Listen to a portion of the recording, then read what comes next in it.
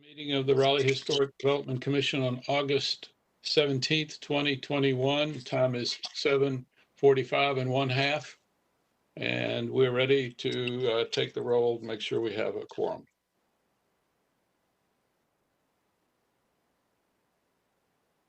Gaston Williams. Here. Janine McAuliffe. Here. Katie Pate. Here. Travis Bailey. Ian Dunn. Here. Sandy Feaster. Here. Rashay Height. I'm here, and I'm sorry I don't have camera today, but I'm here. Okay. Curtis Casefang. Here. Heather Leah. Here. Harold Millette. John Reese. Susan Singer. Here. And we do have a quorum. We have a quorum of all those present, and we meet the compliance to do business today. Thank you all very much. It's good to see you again. Last time I was on a great adventure in the Northwest, and nothing like taking a train over burned out bridges, or would have been burned out bridges, but it was all good.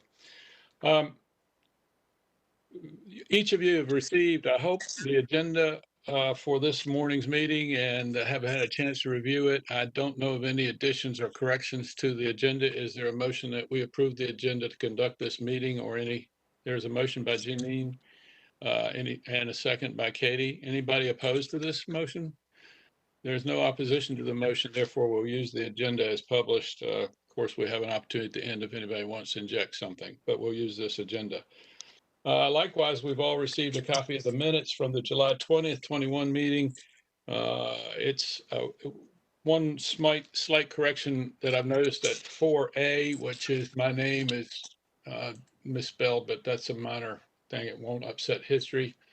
If you take a peek at the minutes. Travis Bailey, I had one quick correction. I'm listed as absent and present. I was present. I was just 15 minutes late. Okay. Can we please note those two corrections for Travis's designation? He was present. He was just a little late. And my name on A4A needs correcting. It's Williams and not Williamson. But we will take care of that. All right. Any other corrections or additions to the agenda? Questions about the, the minutes? Is there a motion to approve the minutes as corrected? It's a motion by Mr. Curtis Casefang, seconded by Sandy. So it's tri-seconded by a tie between Sandy, Katie, and Ian. Therefore, all those in favor signify by waving your hands or saying aye. Aye. All right. So we've approved the minutes from the previous meeting. That takes us on over to today's 1, 2, 3 topic. Today's 1, 2, 3 topic is, remember the idea is one topic, 2 minutes, 3 slides. 1, 2, 3 is on the historic districts in our area of interest, and a short overview of what they are, what their names are. And I'll turn it over to Tanya, I think. Okay, yep. Gonna share my screen here. Get the PowerPoint actually presenting. Okay, so the RHDC, or Raleigh's historic districts. There are 2 kinds of historic districts in Raleigh. There are those that are listed in the National Register of Historic Places, and those that are a zoning overlay here in Raleigh. The National Register of Historic Places designation is primarily honorary. Those properties that are contributing to the historic district are potentially eligible for rehabilitation tax credits, and the National Register of Historic Places is a federal program through the National Park Service that is administered by the state through the State Historic Preservation Office. The zoning overlays, the Raleigh Historic Overlay Districts do have a regulatory component. They are locally designated and administered. They are adopted with as a zoning overlay by City Council. And historic overlay districts may or may not be National Register eligible. We currently have 8 historic overlay districts, starting from the earliest to the most recent. We have Oakwood, Blunt Street, Capitol Square, Boylan Heights, Moore Square, Prince Hall, Glenwood Brooklyn, and Oberlin Village. You'll see a little note by Glenwood Brooklyn that says it's an HODS. That's a street side historic overlay district. That's a new possibility from the zoning in 2012 that allows for only portions of a property to be regulated through the COA process. We have many more districts that are in the National Register of Historic Places. Don't have quite as a pretty map, so I just put it as a background. Most of them around downtown. The one in the upper left corner is the Crabtree Park Recreation Demonstration Area. So we've got Battery Heights, Bloomsbury, Boylan Heights, Cameron Park, Cameron Village, Capitol Square, Capitol Heights, the Depot District, Dix Hill, East Raleigh, South Park, Fayetteville Street. There are 5 Points historic neighborhoods generally. There's Glenwood Brooklyn, Hayes Barton, High Mount, Longview Gardens, Madonna Acres, Maiden Lane, if there's anything left, Moore Square, Mordecai Place, Oakwood, Roanoke Park, Rochester Heights, St. Augustine's College campus, St. Mary's College campus, Vanguard Park, and West Raleigh. And I am available for any questions. If I can make this go away. Can you I put have up, a question. Since Okay. I'm, go ahead, Susan. thank you, since I've been trying to understand my role as the research committee head, this is, look at your National Register, your Raleigh Historic District list, and I'm wondering why, or if we have approached the National Registry districts and tried to get them to get included or understand or be part of the Raleigh Historic District, because it's a much broader area, and I'm wondering if it's been done and should it be done, or how would it be?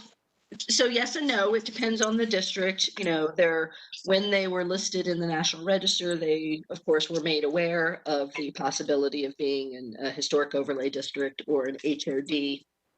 And they have thus said no. I mean, anybody that is not in any National Register district that is not a historic overlay district is that way because either at the time of designation they were not interested, or any subsequent interest by neighborhoods, they did not garner enough support from the neighborhood. You know, currently Mordecai Place is in conversations with themselves to decide if that's a path they want to take. Cameron Village has had a neighborhood debate going on 5 years now about whether or not that's something that they want. From our standpoint, from a protection standpoint, historic overlay district, you know, because it has that regulatory role, it is more effective. But from a property owner standpoint, it's a big decision to make. It's a balance between protection and then being regulated and having somebody tell you what you can or can't do with your property. So the path is we work with the neighborhoods, but it needs to come from them. It's not something we're going to do to them. I understand it's not something we do to them, but I wonder what the materials are we utilize, and if those materials can be enhanced, more effective, sorry, my dog is barking, to communicate why there would be inherent value in becoming part of the Raleigh Historic District. I feel like, you know, I come from a world of you go after low-hanging fruit. And it seems to me like there's a host of locations. And I'd love, and I think I wrote this to you, Tanya, I'd love to understand why we've been turned down to be part of the Raleigh Historic District Commission. And certainly this list would be a great place to start. why did they choose not to be part of it? And what are those objections? And how do we begin to think about them and address them? I mean, if the research committee's job is to identify properties, I'd like to get a better understanding of why we've been denied in the past and what properties, what is the communication tools we've used so that we can be more effective at bringing more properties into the fold of the Raleigh Historic District Commission. Does that make sense? Yeah, no, it absolutely makes sense. And I've seen your emails. I've been out a couple days, so I think we do need to set up a time when I can explain that more fully. I think right now we've got the best communication pieces that we have at the moment. A lot of it is actually staff presentations. We've gone out and we've met with the community numerous times. We've got an FAQ list with pros and cons. We've got brochures, but may I suggest we make sure this gets on the agenda of the research committee? I think it's the logical absolutely. place. And then maybe just a review how we've done it, how we do it, how the process, and see if and where the commission itself can help the staff at least approach people on a select basis that see if they have see if we can encourage them to renew their interest or to start their interest if they don't have one. Yes, yeah, I agree. And I actually, in what I've written a couple of emails, one of them I suggested that we really include our communications committee in this effort, because as you're communicating to the city of Raleigh and the potential people who need to be aware of the Raleigh Historic District Commission, which is certainly the purview of the communications committee, that really directly relates to whether or not we're able to garner more people, more businesses, more homes, more territory for the Historic District Commission. So I'd love to make sure that when we talk about it, we don't talk about it in isolation, that we're inclusive of what the overall goal is. And actually, I asked for a copy of the new plan. Ian very kindly sent me the old one, but I'd love to really understand how we're working together, the COA, the research committee, and the communications committee, to achieve the mission and the vision of the Raleigh Historic District Commission. So any help I can get in that area when we meet would be great. Thank you. I'd ask you, Susan and Heather, as the two chairs of the two committees in which part of this idea falls, to talk amongst yourselves, would you please, and see if there's any benefit of having a joint meeting of the two for this narrow specific purpose, and see if we can cross-pollinate the two committees and decide what, if anything, to recommend to the commission, or just do it, go forward. Sure. Glad to try and do that. Heather, let's connect outside of this and see what we can arrange, okay? Oh, yeah, sounds good. All right, any other questions about the 1, 2, 3? We have a topic for next month. It's open. There is a small prize for selecting the topic that we use next month. It's a very small prize, but it's could be tasty, and it'll be delivered under the best COVID conditions to your home or to a designated point.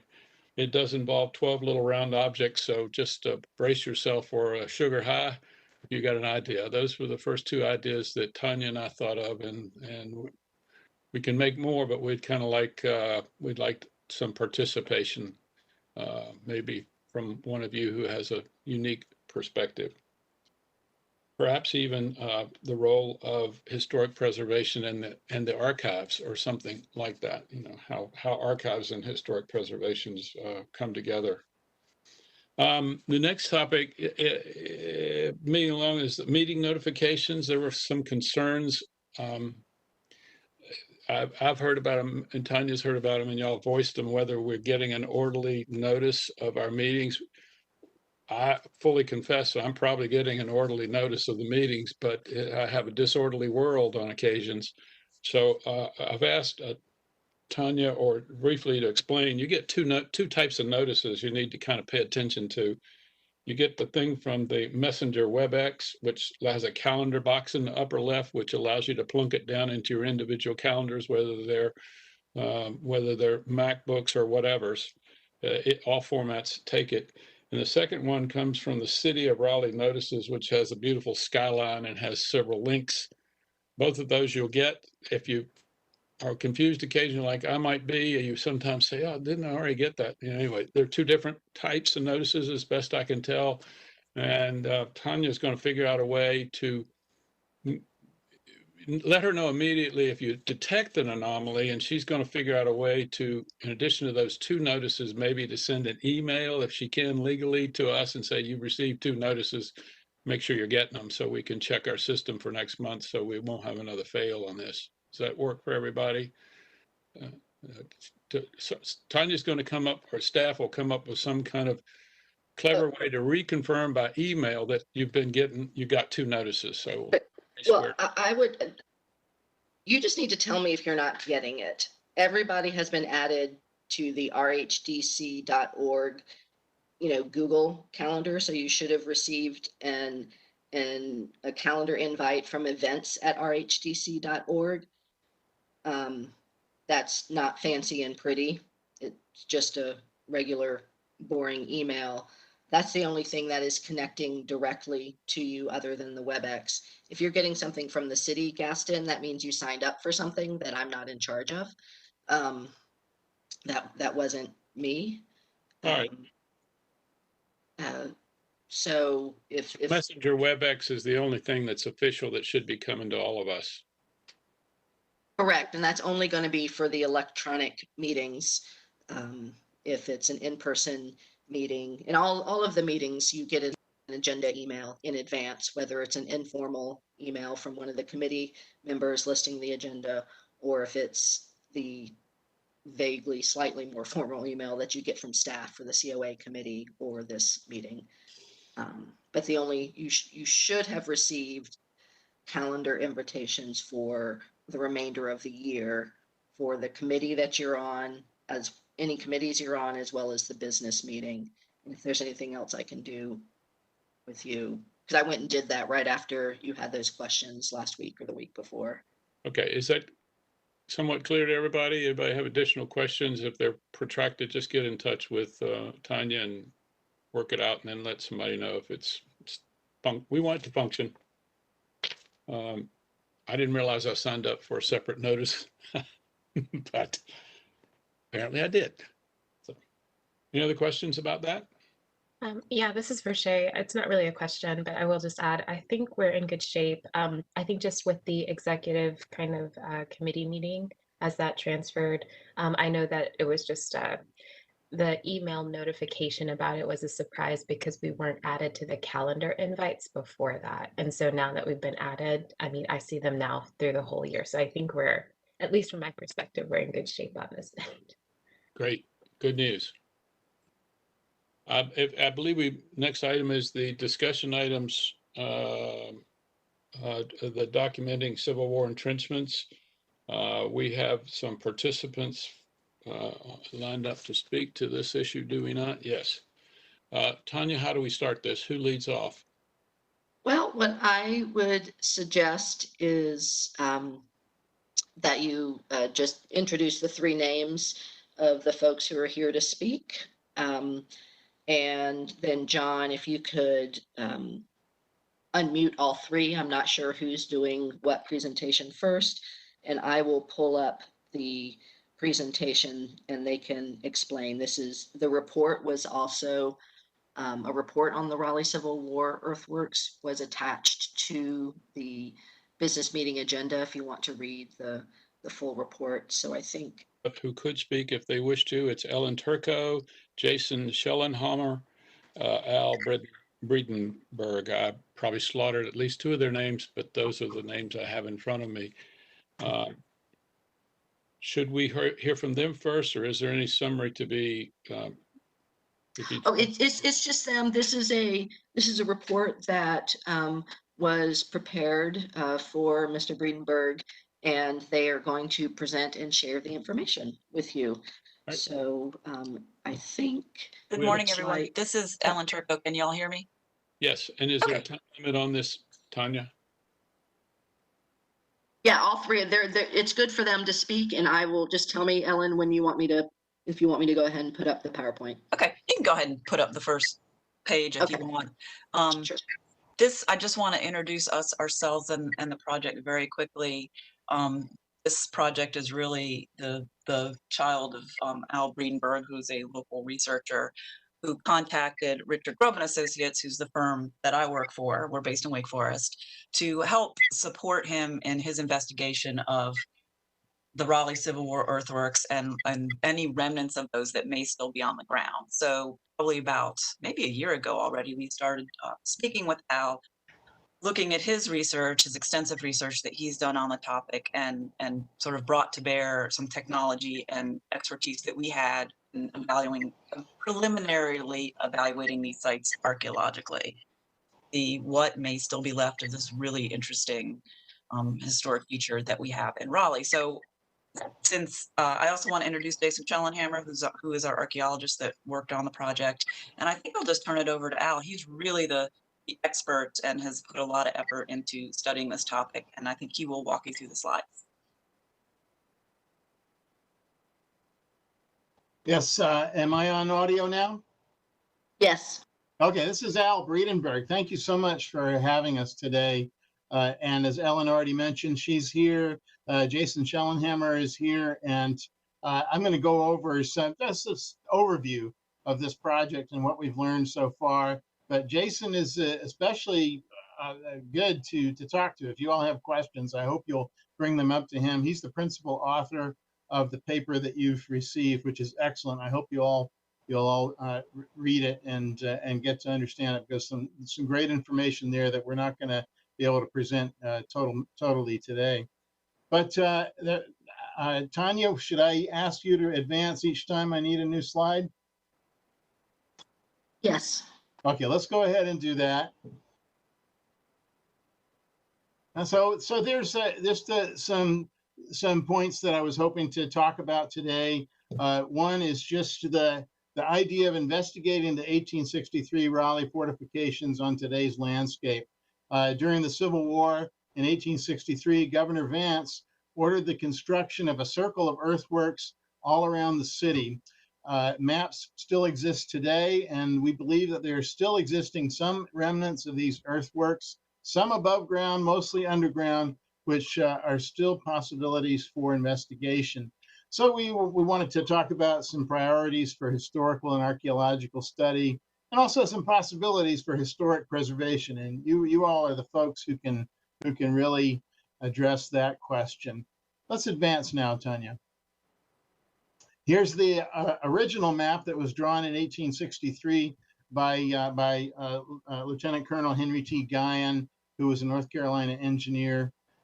And you can see, if you look at this map, you can see the circle of earthworks. It's a rough circle, kind of an oblong shape, but you can see the Raleigh city grid in the middle, which is basically the same as it was in Civil War times, with the Capitol building in the middle. Only North Street apparently no longer exists, except maybe some little sections of it.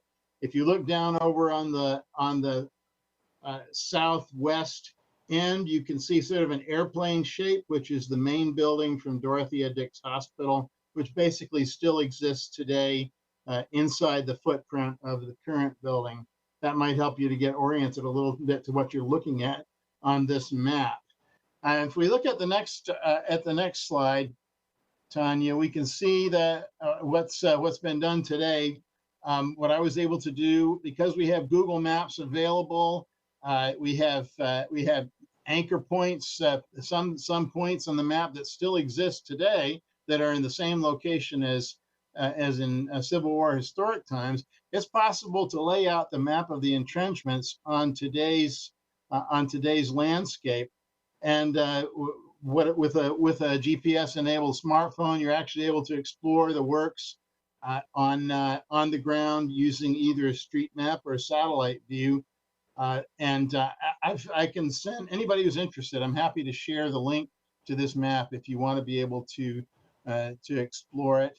But this is basically reconstructed from the original engineer's survey, so we think it's fairly accurate. Let's go to the next image. Here's just some thoughts that I have about the historical and cultural value of this resource. We believe that it expands the knowledge and understanding of the Civil War history of the city of Raleigh and Wake County and the South in general. Especially important is that it uncovers kind of an untold chapter of Black history in Raleigh, and indeed really kind of all throughout the South, because these works were actually built by enslaved and free Black workers, about 200 or 300 of them, who worked on this major project during the war.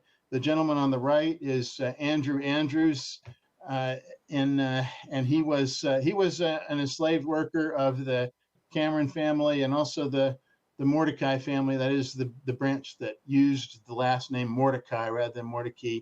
He was an enslaved worker for those families and worked on the Earthworks and became a prominent citizen in the Oberlin community in Reconstruction and post-war times. But also, there's a good point too that doing something with this resource also gives us an opportunity to enhance the cultural and heritage tourism in Raleigh. And this organization, Civil War Trails, has already expressed an interest in what we're uncovering here about the Raleigh Civil War earthworks. They run what they call an outdoor museum. They put up plaques, interpretive displays at Civil War sites all throughout the South. Let's go on with the next image here. Now here's just to make a point about the study that was done by Richard Grubb and Associates, documenting Civil War entrenchments, city of Raleigh, Wake County, North Carolina.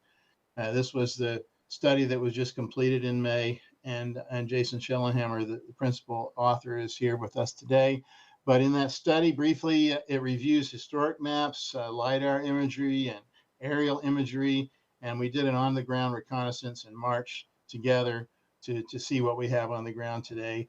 And the study includes identification of some sites with potential for archaeological study. So the next image, please.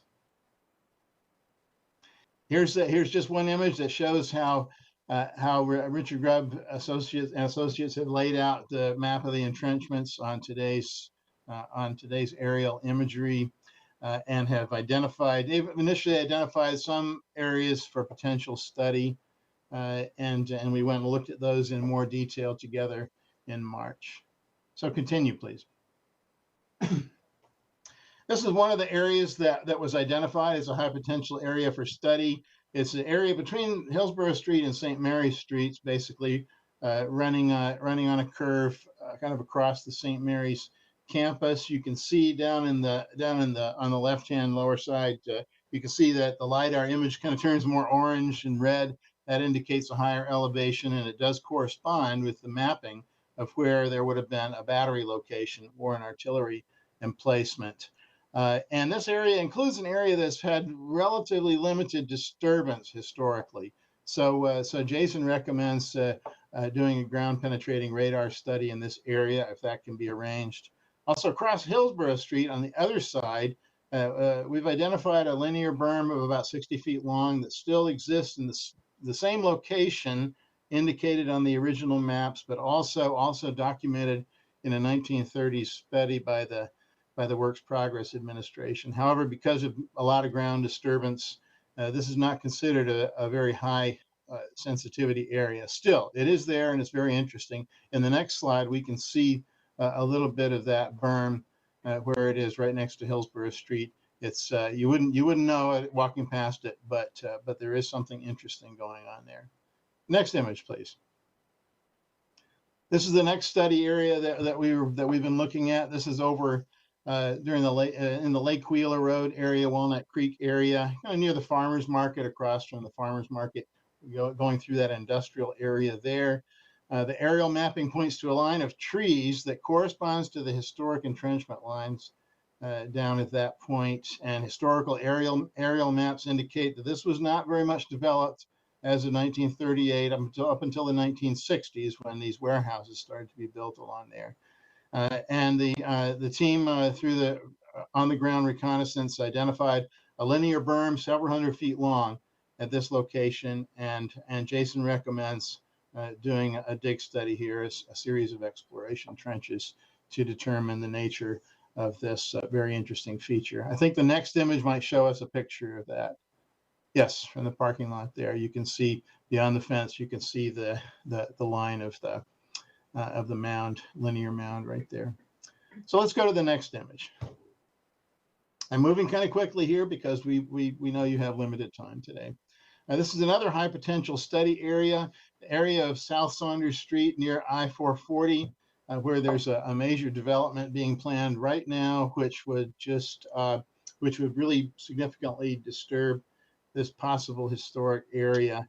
The map studies show that there was a battery site and about 700 feet of entrenchments in this area, encircled by South Saunders Street and Penmark Drive. There's a hill here. The upper left side of the image is a hill, and then to the east and south are slopes, which were most of this was agricultural land historically. Some was built up on the hill with commercial and warehouse buildings. Mr. Schellenhammer recommends here doing subsurface testing and a ground penetrating radar study because of this area has been possibly relatively undisturbed, and it may be possible to detect something under the ground at this location. Let's go to the next slide and look at something interesting here. Now you can see the comparison between this South Saunders Street location and the original map. You can do a comparison here. You can see that Colonel Guyon identified a hill with a slope going down to the south, down towards Walnut Creek. And if you go to the site today, you can see a hill on that site that corresponds very well with what he had drawn and with what we observed today. I think the next slide will show you a photo, maybe giving you an image of that berm. You can see that mound. You can see that mound. It's quite a massive hill. It's been leveled off somewhat, but you can see that would be an excellent location for a battery site, and it corresponds with what was on the engineer's map. So thank you. Let's go to the next image here. Just raising some questions. Is there a viable model for preservation for this resource? We have an 8-mile circle of entrenchments, 18 artillery platforms that were built along the way. But this resource traverses a variety of properties and ownerships. Some is visible above ground, but really, honestly, most is buried and would have to be identified through digging and ground penetrating radar and other techniques like that. You have a variety of property ownerships: public, educational, nonprofit, private. So how do you deal with a patchwork like this? And the next slide, please, just to continue that question. So then, is it possible somehow to tie in this resource with existing historic districts? I noticed that a lot of the historic districts that Tanya mentioned earlier that are crossed by this line of entrenchments. Many of them that she mentioned: Glenwood, Brooklyn, Battery Heights, Dick's property, and other ones like that. Is it possible that there could somehow be triggers when there's permitting for a property and it's known that the entrenchments run through that property? Is there something that can trigger a historical study, archaeological investigation, in case we can find some resources there? Are there incentives for owners who might want to undertake some kind of study of some kind? If you have a line of entrenchments in your backyard, is there something that you can do that can help to give you some incentives for that? So those are some questions that we're actually leaving to this commission. We hope that you'll think about these things. We know that you have a lot of expertise in this field, and you know much better than we do what the possibilities are. And I think there might be one last slide. Just thanking you so much for your interest. These are our emails and phone numbers. You're welcome to get in touch with us if you want to make comments or ask questions. We're happy to be a resource for the members of this commission. We thank you so much for this, and please, if there's time or interest in questions, Jason and Ellen are here for that, and of course I am too. Thank you so much for listening and for considering all this information. We'll take a couple, 3 minutes of questions. I think we can squeeze it in, although we have some other items. Just a quick question of mine. Would you in fact send us the link to the map you referenced just for our purposes. And I guess send it to Tanya and she'll send it to us. Is the smoothest way to do it. And the name of the enslaved gentleman who helped engineer some of the breastworks was James what? Oh, this was Andrew Andrews. He was one of the workers, one of the hundreds of workers who were impressed to do this work. He was well known in Raleigh after the war. Andrew Andrews was. Yeah, I used to be on the Friends of Overland Village board, and I just want to make sure that they got it. And the third thing is, would Tanya please make available to us? We can always delete it if we want. The PowerPoint you just used is slightly different than the version I have. Could you send that to us, please? Yes. Yeah, I will be, the PowerPoint will be PDF'd and put up on the agenda.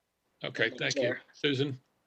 I have a quick question, and this, you might have said it and I missed it, but who funded this research to begin with? Hey, this is Ellen Turco. This is funded by Al. So Al Greenberg, who did the presentation, he has been researching this for a while. He's an excellent researcher, and I think he contacted us because he needed a little bit of help, sort of with georeferencing the maps, and having an archaeologist on site to actually look at what's on the ground and make some recommendations. But this is completely funded by Al. Thank you, because it's a really impressive, interesting amount of information, and it dovetails with all of what I'm trying to understand right now. So thank you, Al. Heather first and then Curtis. Yeah, this is a history that I've been interested in for years, and wrote about a while ago, and spoke to Al about this, and has just been fascinated with this, the breastworks ever since, and what might be remaining. I'm curious, Al, I know that you had mentioned doing like ground penetrating radar or something to figure out if there's any, historic remnants kind of under the ground. Is that something that you are actively planning on doing, and how would you go about doing that? Well, yeah, thanks for asking that question, Heather, and I've appreciated your interest in this topic in the past. I guess what I'm, basically I'm just one writer who's interested in a topic and ran across some part of Raleigh history that I never knew about. I was born in Raleigh, grew up in Raleigh. This was completely new to me until 2 years ago. And to me, it's an exciting part of the history of Raleigh. And I think that there's value in encouraging the community to do something about it in terms of investigation and study at minimum, and preservation, maybe reconstruction if there's some possibility to it. And I think that really needs to be done not by just one interested guy, but it needs to be done by an organization of people or a group of people who can marshal the resources to do it. Curtis? I gather you created a website called raleighswall.com that aggregates a lot of this information. Is that true? Is that you? Yes, that's correct. That's my website, raleighswall.com. It's got some of this information, links to the maps, and some information about the original survey work. I think you undersell yourself. I think it's a pretty wonderful resource here. Been wandering through it for the last day or so since I knew we were going to chat about this, and it's pretty cool. Well, as I think we all appreciate in our collective careers, the complexity of taking a complex subject and reducing it to digestible bites. I thought your presentation, your materials offer a great level of expertise and excellence in doing that. Quick question. Are any of the identified potential sites on existing parkland or city-owned property?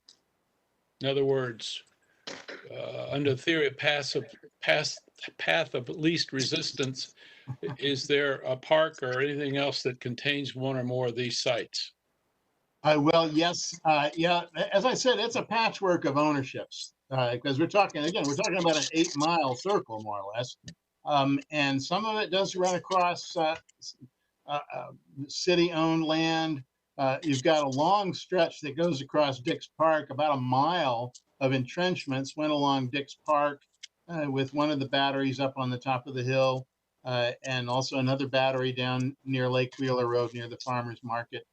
But then you have more complicated ownerships such as Central Prison. I mean, I that could be a difficult site to investigate.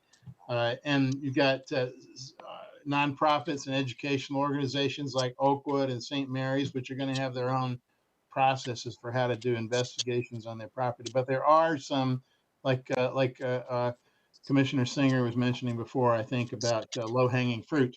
There may be some of those kinds of public-owned lands that might be easier to work with.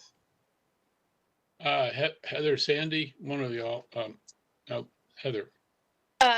Two quick questions. One, I remembered that you had mentioned that there might be a section of the breastworks that might be in danger of being developed over. Is that still, did you research that and find out that definitely is the case now, or are we still not sure? Yeah, I think we're pretty sure now that that the area that's been targeted for the project called Downtown South, next to South Saunders Street, in that circle between South Saunders and Penmark Drive, we're pretty sure now that that was a location shown on the original engineer's map for the Raleigh Earthworks. And if you look at the plan for development for that location, I think that that's pretty much slated for a large apartment complex there. Although there is supposedly some allowance within the plan for green space. And so, you always wonder, is the possibility, you always wonder, could it be interesting to have a little mini park or something like that in a location like that? Al, Yes.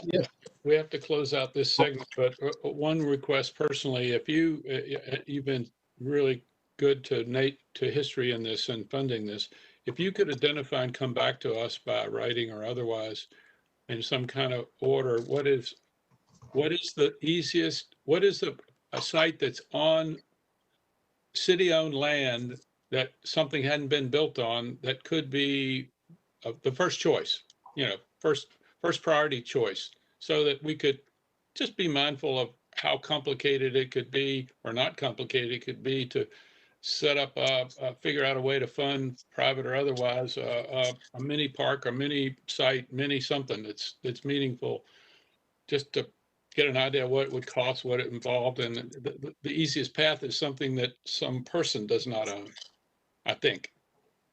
That makes a lot of sense, Commissioner Williams. Really appreciate that. Yes, I will put something together and send that through Tanya.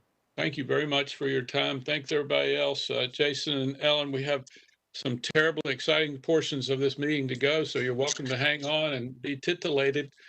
Otherwise, we thank you for participating as a member of the public and bringing this to our attention. Thank you very much. We appreciate it. Thank you. On to the next topic, which is National Registry nominations. There are none. On to committee reports, Lustron House, and Tanya, I think probably you or someone else who's in the best position to speak to this. There's continuing good news. I guess that would be me, Gaston, on the Lustron House. I do want to back up for just a minute. There is just an update to the historic landmark designation application for the Thompson, Jones, Anderson, Allen House. It is on there for your information. We did receive comments back from the State Historic Preservation Office to make some adjustments to the report. I worked with the property owner and the consultant, and they did do that. So you can take a look at that. But most importantly is to make sure you have on your calendars the evening of September 7th, which is the joint hearing with City Council to receive comments from anybody who wants to provide comments on the landmark designation of this property. I don't know yet if it'll be an in-person or virtual meeting. Staff, we're taking everything day by day. There may be more information after this afternoon's City Council meeting about what's happening in September, but I will let you know. And all of you in docs have a 30-page, the 30-page application and information, including color pictures. It's probably a Right. Couple of the Right, complex- yeah, which y'all have seen before. There was just a little bit of clarification on, there was a fire that had happened in 2012, and the revised report, clarifies what happened during that report, excuse me, after the fire in the rehabilitation of the house, and, what historic fabric remains. But feel free to read it again. It is a good read. I will now move to the Lustron House. Well, actually, question. before Oh, you do, yes, a quick yes. question. Will ahead. will they be clarifying the designation report? When I was reading it, obviously they're trying to designate the house, and the whole house. But there's also some designation elements that Mr. Robinson pointed out for the interior of the house. And I don't know that I walked away understanding what we were going to be asked to administer exactly in that designation. Now, Tanya, you've lived this way longer in more detail than I have. Do you So have a sense of clarity there? I do. She sent an email with a list of the Saw it. items that Yep. should be, if I didn't include in there, it will be clarified for sure in the designation ordinance. It will spell out specifically those items that would be subject to regulatory review. We're not asking for that application to have that level of detail ready to slide into the ordinance. That's sort of the next step. Is that correct? Yes, yeah. And I will end up adding it to the report also, so it's in both places, but it will absolutely be in the ordinance. Okay. So that we're clear. And the joint meeting on the 7th, is that 7 p.m.? Yes, 7 p.m. It is historically, no pun intended, been the very first item on the agenda. I will put it there as usual, and unless somebody tells me otherwise, that's when it will be. If it's in person, then y'all will probably be sitting off to the left, and I will wave at you. You will wave at the council. Move along. If it's in person, then you will get WebEx invitations, and you will be briefly on the screen like this during the public comment period, and then you will, blip away when that's done. All right. Moving along, Lustron. Okay, so as I think we reported last month, but now I'm losing track, there is a contract on the house. There is someone that is interested in purchasing it. One of the contingencies is to receive the building permits in order to do the rehabilitation, and they are in process of getting that done. The city attorney that I'm working with on the closing has reached out to the attorney that is working with the purchaser and Preservation North Carolina. So they're doing all that magic attorney stuff in the background with, me being in the loop. I'm meeting on Wednesday with the purchaser's attorney and someone else from the city in the permitting office to see what questions they have. So we have no Yes, Travis. We have no hiccups so far, and high confidence that this particular purchaser is used to hiccups and is unlikely to bow out because of hiccups. Right. You had a question, Travis? Yeah, just real quick, is this because I know we've had a couple people that were interested in the house. Is this the farthest we've made? 100%. Okay. 100%. This is the most positive, knock on wood, whatever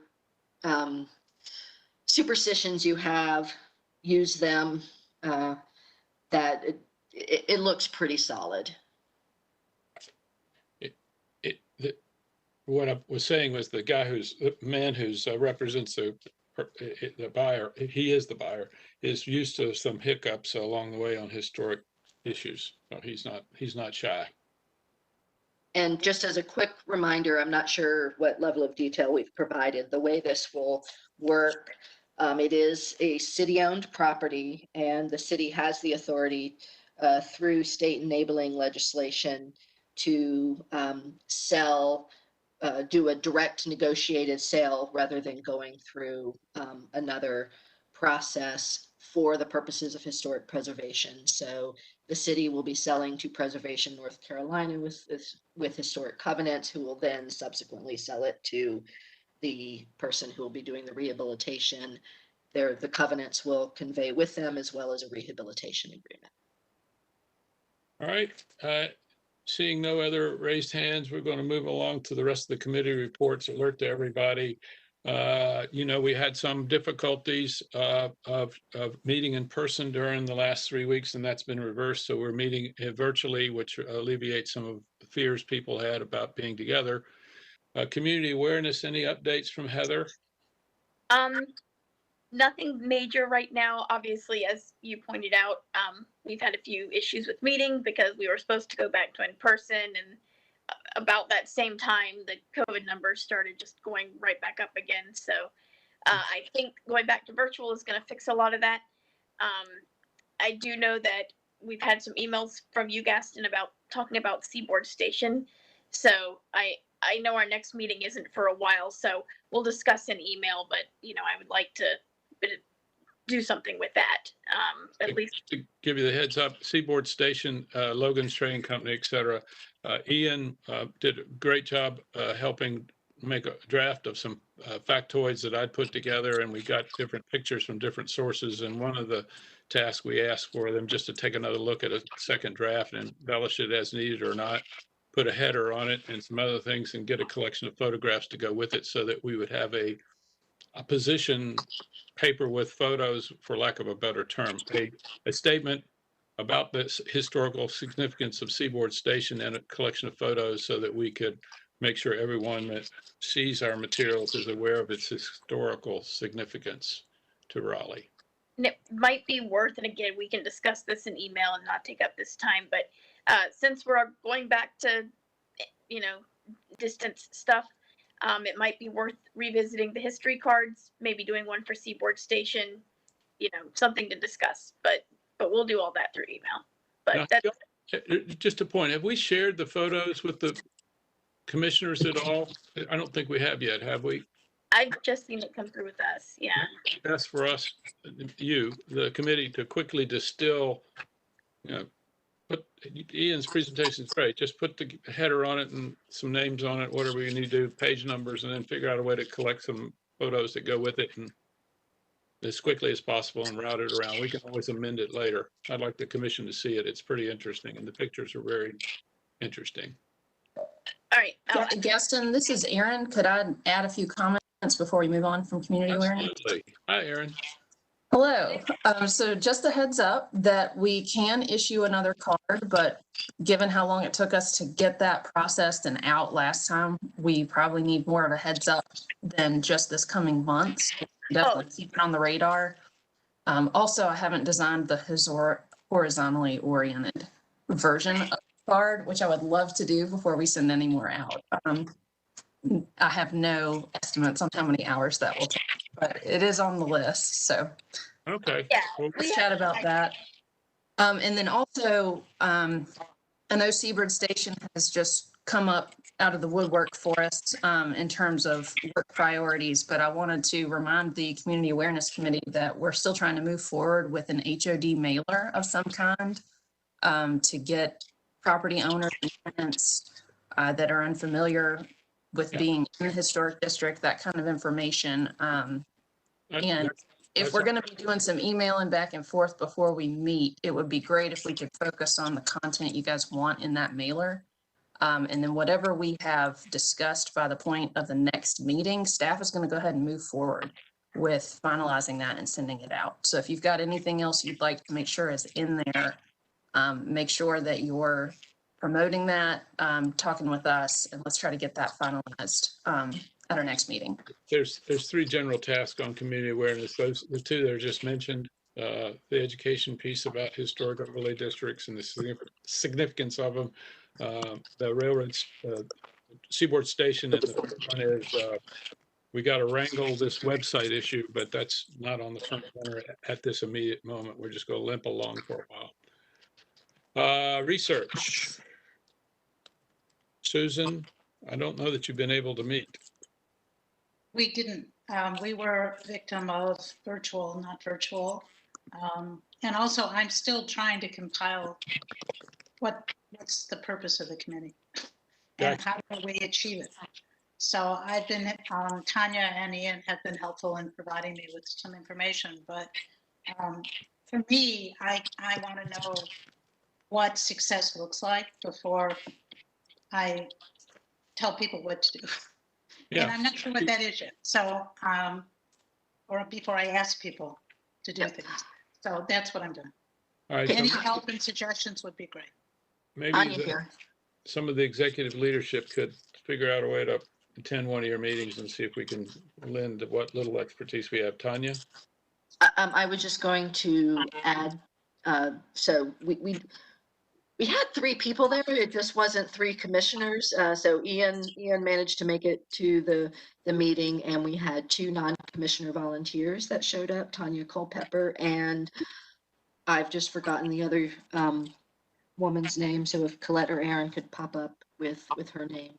But one of the things I did share was that I did receive word from the State Historic Preservation Office that we did receive the grant for the African American Historic Resources Survey that we put in, and I will have more information moving forward. The next step is to the city signs a contract with the state to move that forward. We'll be hiring an architectural historian and all of that, but we will be reaching out both to community awareness and, of course, working through a research committee to decide how that's going to happen. Carolyn Gimbel is the other non-commissioner volunteer who was there earlier this month. Thank you, Erin. And I think that's it. And I will get you the list of items that were adopted for the work program. Actually, I will probably send out the work program again. It still hasn't been formatted, but I can share with everybody a reminder of what the work program items were that were adopted, particularly for the new commissioner, so you know what's coming up in the next few years. All right, on That's the certificate of appropriateness, I don't know that Curtis, were you all able to, I mean, not Curtis, Verche, excuse me. Verche, were you able to, was that meeting scrubbed? Actually, so we did meet in person last month in the chambers. So that was fine. We did have some back and forth about how we were going to conduct the upcoming meeting and if we were going to conduct it. And we have decided to move forward with having that meeting in person as long as everyone is able to be masked and distanced. We've got 6 new cases, I think 1 old case. So we're trying to potentially hopefully keep our load a little bit lighter for September. And also knowing, I think Tanya sent an email about the applicants and the notification and the timing required for that. So our options were to either have the meeting in person as it were, or to just cancel it and kind of push everything to September. So we've decided to just proceed. And then I guess for September, we might be virtual. I'm not sure at this point, but that's where we are. Okay, great. And just on that topic, kind of, it's off the topic, but on the topic, if I heard it when I was having my first cup of coffee on CBS this morning or something, I think they just issued some new guidelines that all of us over the age of 18 or whatever it is, are eligible for a booster shot now. I think that's the new morning news. Nominations is not active yet. Dorothea Dix, ad hoc committee. I don't know that I've been invited to a meeting of it. I'm not sure I'm even on it, but I don't know of any news. Do we, Tanya? No new news. Erin is monitoring the Dix Park situation and will reach out if she hears anything that warrants a meeting, and if anybody else happens to see anything in the Just so y'all know, News. we participate, several of us, some of us have participated in the past and continue to participate in any meetings they have, just as a way of lending our expertise and protecting our interest in the Dorothea Dix. Public comment section, other business. Are there any persons on the line that we don't know about that would like to speak to us for 3 minutes or less? No one signed up. No one signed up to speak. All right. Report of commissioners, blah, blah, blah. Is there any other reports? Report of staff? Treasurer's report? Are we doing that? Are we deferring till next month? We're deferring. There's no new business, but should have some updates by our Okay. next meeting. Excuse me while I make a note. Okay, upcoming events on number 8 of your agenda is a very nice list of various things coming up. News of other organizations, some hyperlinks and things that are built in there. Newsletters and websites. Announcements, any announcements, general announcements? Tanya here. I will just make a note that on one of those tabs with all the links, I don't remember which one, our list of the State Historic Preservation Office has been putting out some really interesting trainings related to historic preservation. Feel free to check them out. And some of it's on architectural history, some of it's on underwater archaeology, and then there are some there's been 1 or 2 on cemeteries. If you see something that's interesting and you do attend the webinar or watch it afterwards, if you send me a little, summary of what you learned, 2-3 sentences, then I share it with the State Historic Preservation Office to Great. Help prove that we are getting y'all trained so we can maintain our certified local government status and be Just eligible be for these mindful fine that grants. these 6, 7 are on YouTube channels, and they therefore allow you to be as comfortable as you wish to be in your own home or office. And that link is under 8A, SHPO virtual training opportunities. Yes. And I'm sure they're very good. They're usually organized. Newsletters and websites. I'm aware rezoning cases, none. Neglect, demolition by neglect, none. Recombination, none. Right-of-way closures, none. Upcoming meeting list, bylaws are being deferred, but we've been reviewing the amendments to the bylaws. It's in Tanya's hands right now. We'll get involved eventually. Strategic plan, social media. Remember to go to our social media. We need to figure out, Heather, a way to make sure everybody knows our Instagram account and our whatever accounts we got, because that traffic is important to those accounts. Follow-up items, none, and action items, none. I just have a personal note here. I really thank y'all for giving us your time on this. We're trying to end this meeting in 75 minutes, no later. We're mindful the leadership hadn't really had a chance to get together and do that, kumbaya thing yet. What we want to do is to reinvigorate the volunteers that are on each of these committees. We haven't really reached out to them yet and brought them into the process. Partly we were traumatized by the COVID reaction and action. And we want to do that. I think that's real important. And it's also a source of potential future leadership. So today's meeting, we kind of wrap up real quick. We had a very nice presentation on Civil War breastworks around the city and the potential that they represent for future historical properties. We're going to be sent a link to the map. We're going to get a copy of the PowerPoint that was presented to us today. Mindful that you need to put on your calendar City Council joint meeting on 9/7/2021 at 7 p.m. Please note that John Reese has joined the meeting, and please note that whatever attendance was, just make sure it's in the record. Yes, Katie. Hey there. Yeah, sorry, I should have brought this up earlier, but just wanted to let folks know that we did end up being featured in the News and Observer. Anna Johnson wrote an article about the Josephus Daniels house, and Gaston was our spokesperson for that, and we provided our statement that was quoted in there. So I'll find the link to that and send that to people if not everyone has seen it or is aware of that.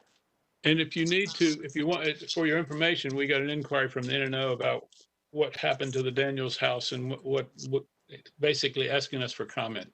We put together a position statement, for lack of a better name for it. It was explaining the historical record. We made that available to the journalists and didn't participate in a direct recorded interview. We'd be glad to provide all of you a copy of that if you wish to see it. It was something that was presented on your behalf in coordination with Katie and others and Tanya. Anything else to add? John Reese, so glad to see you. John Reese celebrated his birthday just recently. Welcome to this decade. It's good to see you this morning. I hope all goes well. I double checked the website. You all may be qualified for a third dose of medicine. So check it. I think they've cleared it for everybody, regardless of whatever. Those of you who are on. All right. Anybody else have anything to say? I miss you guys. I sure would like to be present, but well, I also like seeing you around for the long haul. All right. This meeting is adjourned and it is 8:52. Any objection? There being no objection, this meeting is in fact adjourned. Tanya, can you hang on a second? So long, all. Thank you. Everyone.